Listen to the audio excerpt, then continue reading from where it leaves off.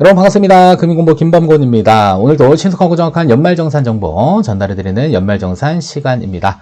자, 이번 시간 주제는 이 연말정산 적용받을 때 소득공제 항목도 있고 세액공제 항목도 있는데요. 자, 그 중에 세액공제 항목 중에 덩치가 크다라고 볼 수 있는 월세액에 대한 세액공제 같이 알아보고자 합니다.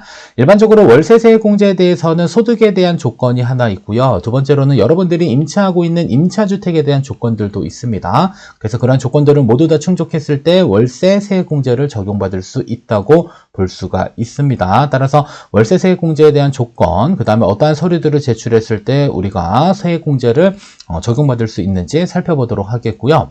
자, 두 번째로는 납부하는 월세액에 대해서 최대 17%까지 세액공제를 적용해 주기 때문에 상당히 큰 금액에 대해서 공제를 적용을 받을 수가 있습니다. 따라서 월세 세액공제를 우리가 최대한 얼마까지 받을 수 있는지도 살펴보도록 하겠고요.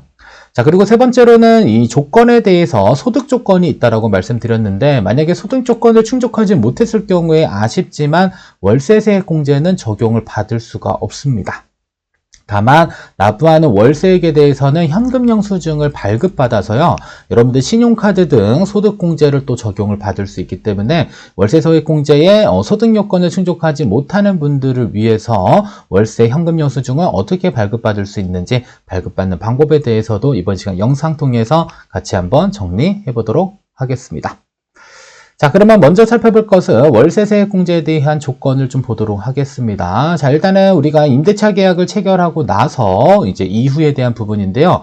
일단 첫 번째로는 주택을 소유하지 않아야 됩니다. 그래서 1원칙은 무주택자여야지 월세 세액공제를 적용받을 수 있고요. 자, 두 번째로는 세대주여야 합니다. 세대에 세대원이 아니라 세대주로 등록되어져 있으셔야 되겠고요. 세 번째로는 전입신고를 반드시 해야 될 필요가 있습니다. 그래서 1조건은 무주택 세대주 전입신고까지 완료해야 되고요. 자, 두 번째로는 소득 요건에 대한 부분입니다. 연간 총급여라고 하는 것은 세전소득 생각하시면 됩니다. 그래서 급여소득자의 경우는 그냥 근로소득 원천징수 영수증상에 가장 꼭대기에 있는 총급여 생각하시면 되겠고요. 그 다음에 사업소득자의 경우는 종합소득 금액이라고 하는 것은 일반적으로 매출이 생기게 되고요. 여기에 경비를 차감해줬다라고 생각하시면 됩니다. 따라서 매출에다가 경비 뺀 금액 6천만 원 넘어가지 않게 되면 월세 세액공제를 적용받을 수 있겠고요. 만약에 소득 요건을 충족하지 못했다라고 한다면 그때는 현금 영수증을 발급받아서 신용카드 등 사용액에 대해서 소득공제를 적용을 받을 수가 있습니다.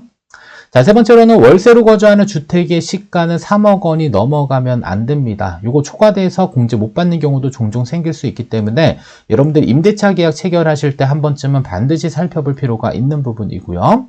자, 네 번째로는 월세로 거주하는 주택의 전용 면적입니다. 전용 면적이 85제곱미터를 넘어가면 안 됩니다. 일반적인 국민주택 규모이어야 한다라는 점만 체크를 잘 해주시면 되겠습니다. 따라서 일단 월세 세액공제와 관련된 조건을 충족했었을 때 세액공제를 적용받을 수 있다고 보셔야 되겠고요.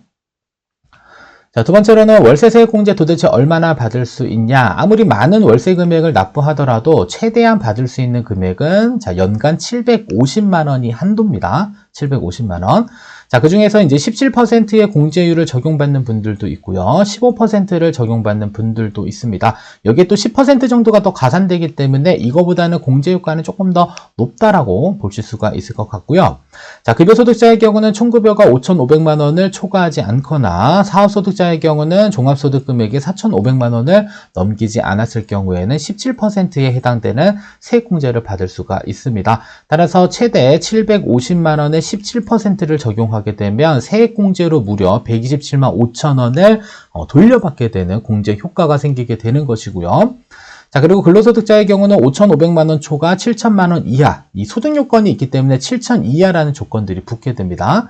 그리고 사업소득자의 경우는 종합소득 금액이 4,500만 원 초과 6천만 원 이하인 소득인 분들에 있어서는 연간 750만 원의 15%가 적용되기 때문에 이때 연말정산하게 되면 112만 5천 원을 세액공제를 적용받을 수가 있는 겁니다. 그래서 공제 효과 치고는 상당히 높은 편입니다. 아셨죠? 왜냐하면 750만 원까지 이렇게 납입 금액을 인정해 주면서도 공제 금액을 이렇게 크게 적용해 주는 경우는 대부분 없기 때문에 상당히 많은 금액에 대해서 우리가 세액공제를 적용받을 수 있고, 또 많은 금액에 대해서 세액공제 적용받게 되면 여러분들 13월에 급여라고 하는 환급액을 많이 책정해서 받을 수가 있기도 합니다. 자, 그러면 이러한 월세세액공제 적용받으려면 어떠한 서류들이 필요하냐? 첫 번째로는 주민등록 등본 발급받아야 되겠고요. 자, 두 번째로는 임대차 계약서도 필요합니다. 대부분 요새는 뭐 PDF로 다 PDF 파일로 다 받을 수가 있기 때문에 잘 정리하시면 되겠고요. 임대차 계약서는 뭐 사진을 찍으시면 됩니다. 사진을 찍으면 되기 때문에 이렇게 PDF로 미리미리 준비해 주시고요. 자, 세 번째로는 월세 납입 증명 서류를 제출을 해야 됩니다. 그래서 집주인에게 제출한 계좌 이체 영수증 혹은 무통장 입금증 등 관련된 서류들을 잘 챙기실 필요가 있습니다. 그냥 은행 사이트에 접속하셔가지고요. 여러분들 쉽게 여러분들이 월세를 납입했다라는 증빙을 할 수가 있을 것 같고요. 다만 이제 주의할 점들이 있습니다. 주의할 점. 자, 일단은 세액공제를 받고자 하는 자는 반드시 전입신고를 한 사람이어야 됩니다. 그리고 그 사람이 바로 뭐가 돼야 되죠? 세대주가 돼야 됩니다. 이 요건이 일단 중요하고요. 자, 그리고 월세를 입금한 자가 모두 일치해야 돼요. 가장 안타까운 점이 부모님들이 이제 사회초년생이다 보니까 대신 월세액을 입금해주는 경우가 있습니다. 이때 부모님 이름으로 납부하게 되면 전입신고는 내가 하고 있는데 실제로 돈은 누가 내게 돼요? 부모님이 내게 된 게 되잖아요. 그죠? 이랬을 경우에는 세액공제를 해주지가 않습니다. 아셨죠? 따라서 차라리 부모님이 납부를 해주더라도 내가 지급받고, 그러니까 부모님이 나한테 옮겨준 다음에 그 다음에 그 금액들을 집주인에게 입금을 해주셔야지 정상적으로 공제를 받을 수가 있지. 부모님이 직접적으로 집주인에게 월세를 보내주는 경우에는 안타깝지만 세액공제를 적용받을 수가 없습니다. 따라서 예를 들어 월세는 본인이 계약했으면서 월세는 부모님 이름으로 납부하고 있다. 안 돼요.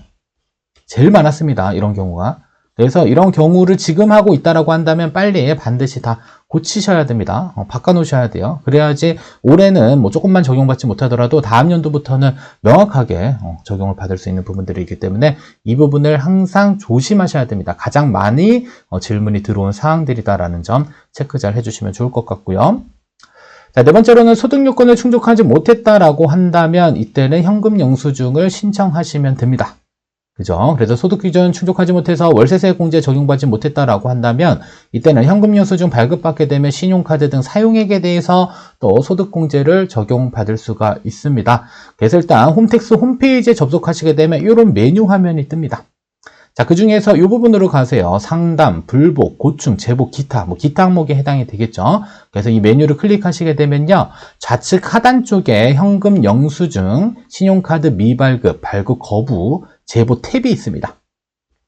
들어가시게 되면 한 중간쯤에 있어요. 중간쯤에 가시게 되면 주택 임차료, 월세, 현금 영수증 발급 신청 부분에서 여러분들이 관련 서류들을 업로드하게 되면 이때 납입한 월세액에 대해서 뭘 받을 수 있다? 현금 영수증을 발급받고 여러분들은 소득공제를 또 적용받을 수 있게 됩니다. 따라서 소득 요건을 충족하지 못했다라고 해서 세액공제는 적용받을 수는 없지만 현금 영수증은 발급받아서 활용할 수 있기 때문에 잘 활용하시면 좋을 것 같고요.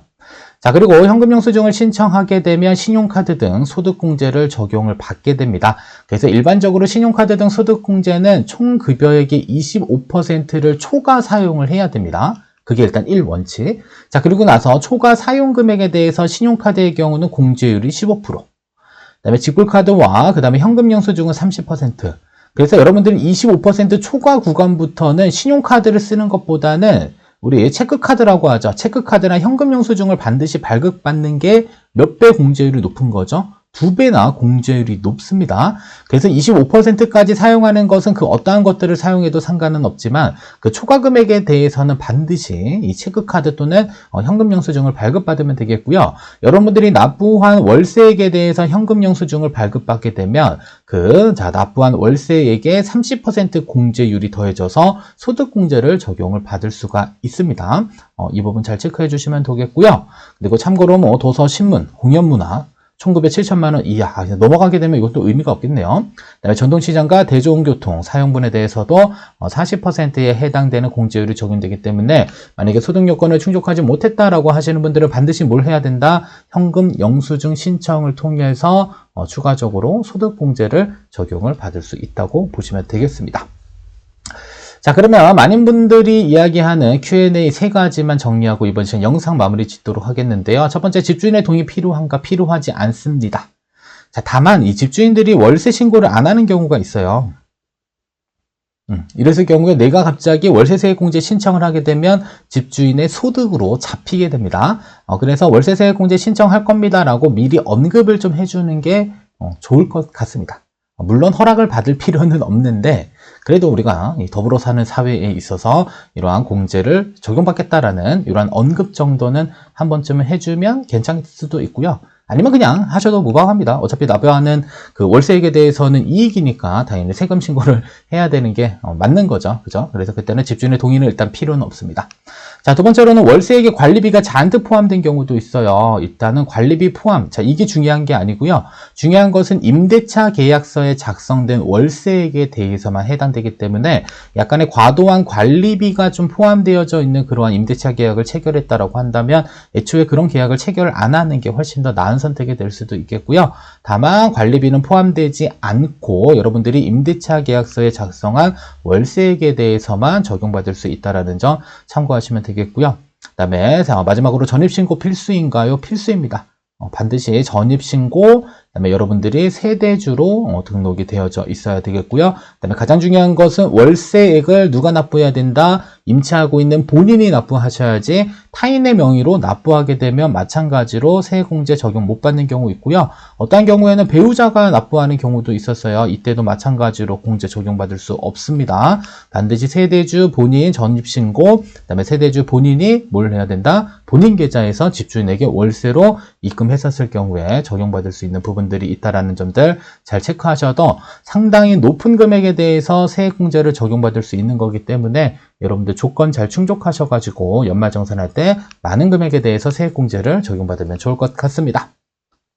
자, 여기까지 시청해주셔서 감사하고요. 여러분들 구독, 좋아요, 알림 설정, 금융공부 영상 제작에 큰 도움이 됩니다. 이번 시간 영상 여기서 모두 마치도록 하겠습니다.